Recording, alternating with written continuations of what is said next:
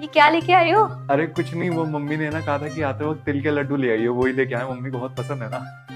एक लड्डू मैं भी खा लूं? नहीं नहीं नहीं नहीं, इसमें से कुछ नहीं लेना। वो क्या है, वहां पे दुकान पे खत्म होने वाले थे, तो 4-5 ही लड्डू हैं। अरे एक आधी लड्डू खाऊंगी। सुनो, एक ही खाना है। हाँ हाँ।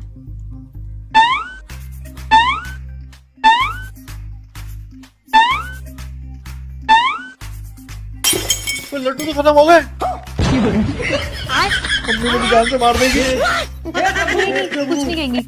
मेरे पास ना एक आइडिया है। जब मम्मी आएंगी ना, वो पूछेंगी कि लड्डू किसने खाया, आप कह देना आपने खाया है और मैं कह दूंगी कि मैंने खाया है। फिर मम्मी कंफ्यूज हो जाएंगे और दोनों को कुछ नहीं कहेंगी। यही बोलना। रुको जरा, सबर करो। ये लड्डू किसने खाए? मेरे को तो ऐसा दम मैंने कहा था ना ये मेरे फेवरेट लड्डू है।